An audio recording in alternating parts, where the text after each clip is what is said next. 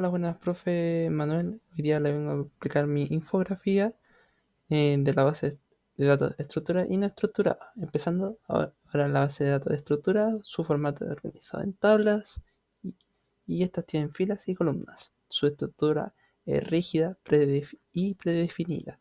Su lenguaje de consultas es SQL. Los casos ideales serían finanzas, ERP, que es planificación de recursos empresariales, CRM, que es gestión de relación con clientes, y algunos ejemplos se llama MySQL, PostgreSQL y Oracle. Las bases de datos no estructuradas admiten datos diversos como JSON, XML, imágenes y videos. Su estructura es flexible y sin esquema fijo. El lenguaje de consulta sería por APIs o lenguaje específico, y los casos ideales sería análisis de redes sociales, Big Data y contenido multimedia. Ejemplo, MongoDB, Cassandra, Amazon DynamoDB. Ahora vamos a los tipos de base de datos no estructuradas, que serían clave valor, que su característica sería el almacenamiento simple basado en pares clave y valor, y tiene un alto rendimiento. Eh, También en los casos de uso sería chequeo de datos, sesiones de usuarios, y un ejemplo de esta base de datos sería Redis. Ahora vamos con los documentos. Sus características sería el almacenamiento flexible con documentos estructurados. Caso de uso, aplicaciones web, sistema de gestión de contenidos. Ejemplo, MongoDB. Ahora vamos con los grafos, que serían representación de datos basada en nodos y artistas, y esta se ocupa en redes sociales, análisis de relaciones. Y un ejemplo, Neo4j.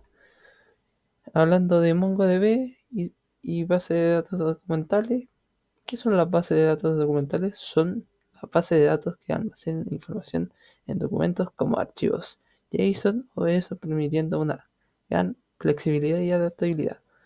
¿Por qué ocupar MongoDB?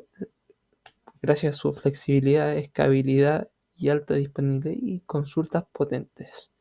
Algunas funciones clave serían la indexación, el sharding y la agregación.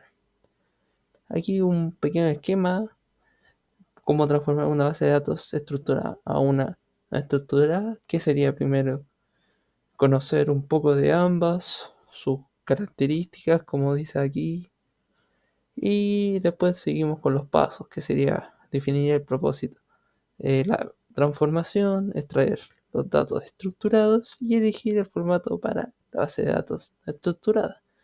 Y aquí ocupamos ciertas herramientas como la conversión de datos de JSON, que ahí ocupamos el lenguaje Python con sus bibliotecas específicas de CBD y JSON para la transformación.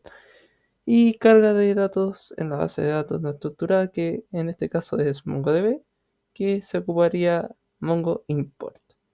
Y por último, la verificación de la integridad de los datos. Sería comprobar que los datos cargados coinciden exactamente con los datos extraídos. Esto asegura que no haya perdido ninguna información durante la transformación, y si es necesario hay que hacer correcciones o optimización en los datos para que cumplan el propósito predefinido. Y aquí la bibliografía con los links. Y muchas gracias, profesor Manuel, por escucharnos. Hasta la próxima.